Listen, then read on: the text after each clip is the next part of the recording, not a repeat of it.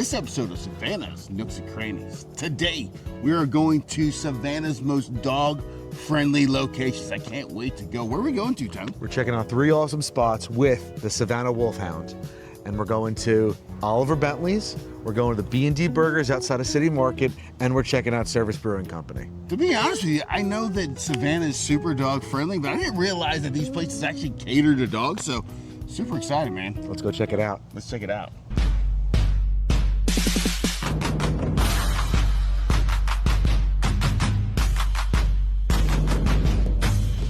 So I'm here at Oliver Bentleys with Ali and Eric. Yeah. Thank you for having us. I really appreciate it, buddy. The Ali B. The Ali B. So I wanted to ask you, what inspired you to open up this store? Well, the store came secondary after making dog treats and shipping them all over the country for over 10 years. When this space became available a year and a half ago, I knew we could do all the online ordering from our website and all of our wholesale accounts and whatnot, but have extra space to create something different in the pet store area.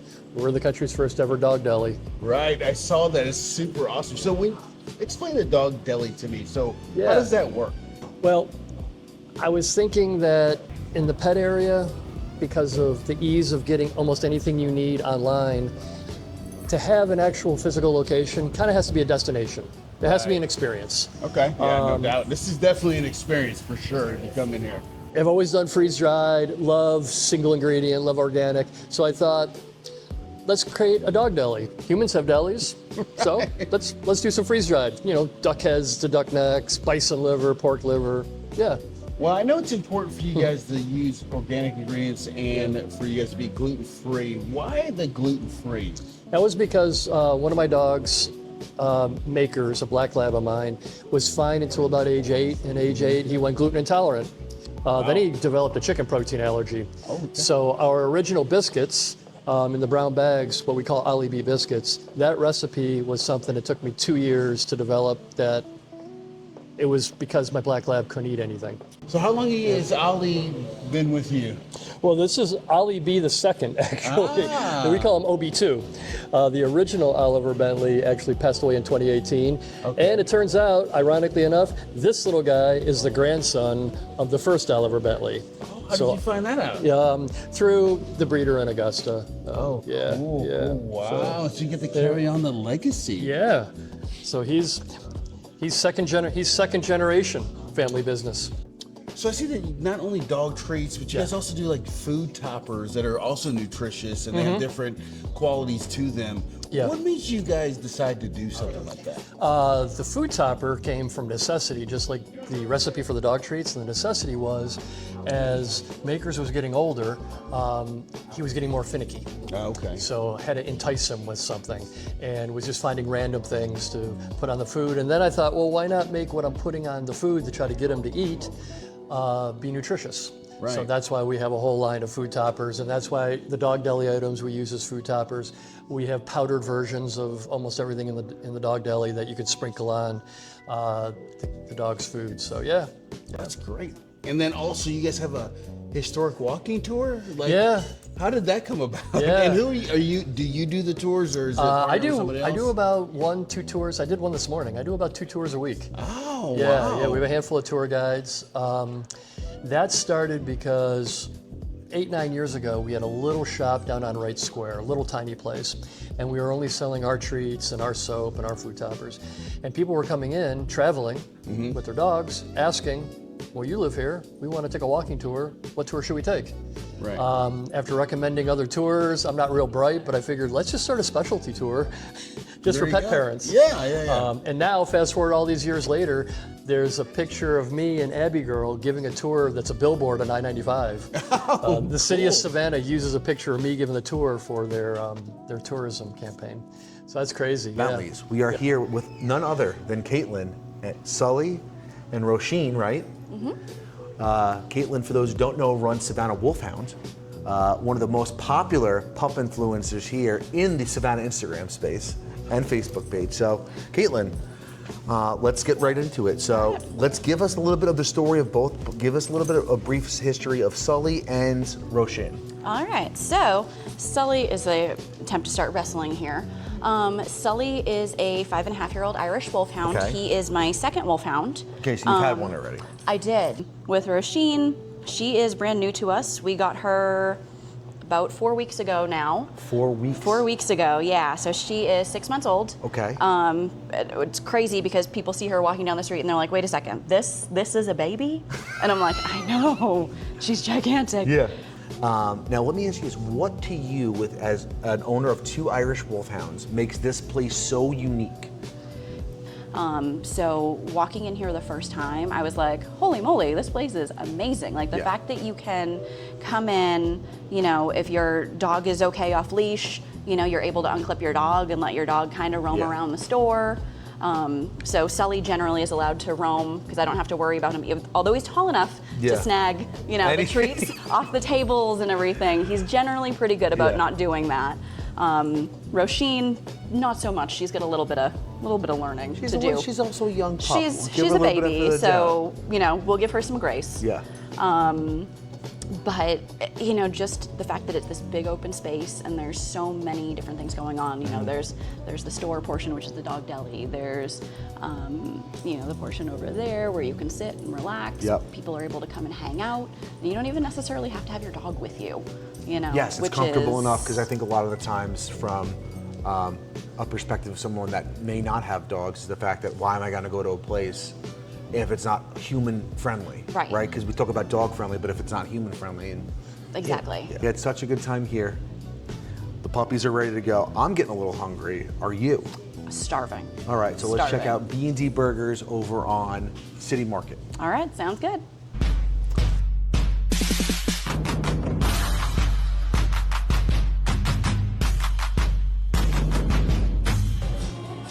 All right, so here at B&D Burger, we talked about the awesome open space that they have. You talked about before the importance of socializing your dog. How do you do that with 2 absolutely massive Irish Wolfhounds? So my, I guess, trick, I don't even know that's really a trick, I like to call it a trick, is just having a core group of dog friends that you know are trustworthy. Okay. So Caitlin, how'd you find B&D's as a dog-friendly spot, and how did you know that it was perfect for you guys? So obviously, giants, you know, you need a lot of space for them to lay down and relax. So, you know as well as I, Savannah has a lot of food options. Right. Pretty much anything that has any sort of outdoor seating is considered dog friendly, which is great. But, you know, great if you have a small dog. Right. You know, especially because a lot of those places are on Broughton Street. The sidewalk is only so wide. Right. And There's a ton of people walking down there. Exactly. So. And when you have a dog that's the size of a human being laying on the ground, you know, you need some space, needless to say. I will tell you what I thought was most impressive about this place is that they have dog burgers that is unseasoned just for the pups. So I thought that was really cool. Have you ever had that when you were here before? Honestly, no. This is the first time that anyone has told me about it. Generally, what I do now is you know. Yeah. So generally, what I do is I end up getting like a burger for myself, and then I've just been like, hey, can I get a couple extra plain patties, please? Because, you know, that stops these guys, hopefully a little bit, fingers crossed, from trying to steal my food. Right. But as you guys saw, not always great. I'm fighting them off with my elbows, trying to eat my meal. They are dogs after all. I mean, and a dog's got to eat.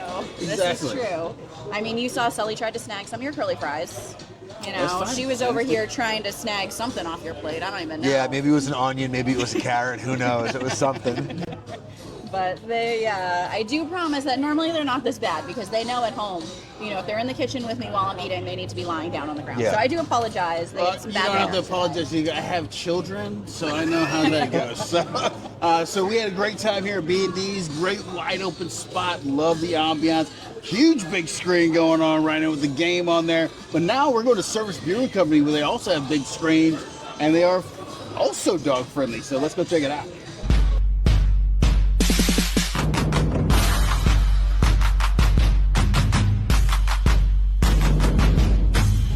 So now we left B&D Burgers. They had the great patio with the patties for the dogs. So they're full, we're full, and now we're at Service Brewing Company where we can get a little nightcap before we go home. So Caitlin, how did you figure out this was a dog-friendly place? Well, honestly, I know that honestly, the majority of breweries tend to be pretty dog friendly. Really? Just because they don't. So, a lot of places that don't sell food tend to be dog friendly, and by that I mean you're able to bring your dog inside the premises as opposed to just hanging out outside like we were at B&D or Right. any of the other places that you might go to downtown. I did not know that. Yeah, Yes. safety So, hazard. Yes. So because they're not preparing any sort of food, you're allowed to bring the animal or technically dog.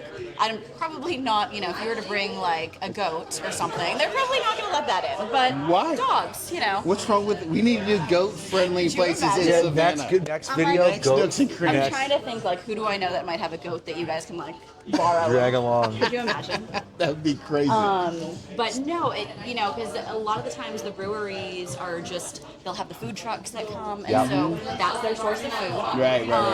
So they don't have to worry about, we have a kitchen where we're actively making things, and that's generally what the. That makes a lot of sense. Okay. Yeah. That makes a lot of sense. All right, Caitlin. So we've been to a bunch of really cool dog-friendly spots. Let's rewind a little bit. How did you go about running a successful dog Instagram and Facebook page with these two incredible wolfhounds?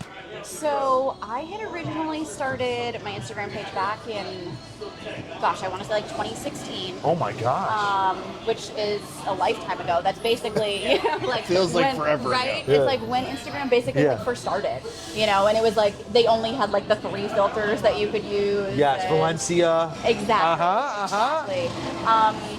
But honestly, it was just one of those things where I was posting 1.5 million pictures a day of my brand new Wolfhound puppy Saoirse onto my Facebook and onto my personal Instagram, and you just had all the people that were like, okay, like we get it, you love your puppy, but like chill. So I was like, all right, well, if I create this page, I'm like, no one's ever gonna follow it because again, it was. Yeah. In the start of Instagram and the start of really like social media or people using social media like that. So it wasn't a thing yet to follow Yeah. people and be a content creator or an influencer or anything like that. Yeah. It's still crazy to me that as many people follow my dogs as they do. I kind of was like, I'll only ever max out at like 100 followers because Yeah. I figured it's going to be family, it's going to be my friends, it'll be, like the rando following you, but I never really thought it would be anything more than that. So I would say it didn't really blow up until I got Sully. Really? Okay. So that was back. We got him in 2020, right? Yep, just before COVID and the world shutting down and everything like that. So I feel like at that point, Instagram kind of really blew up. Yeah. Instagram, social media, all the things. Like we have a TikTok. I don't really use TikTok. I don't really know how to use TikTok. I don't think any of us do. I'm like, am I too old for TikTok? I don't know. But I mean, the Facebook was easy because you just connect the two accounts and everything that's posted on Instagram automatically goes right over to the Facebook, so it made it easy. But yeah, it still surprises me to this day that there are as many people that follow my dogs, and the fact that too, you get a lot of people, like, I'll get people that will message to say, hey, I'm coming to Savannah. Can you tell me, like, what are the best spots to go to with my dog? Or, where, or maybe they're not with their dog. Where, what are good restaurants? Where are good places to Check stop out. in and check out?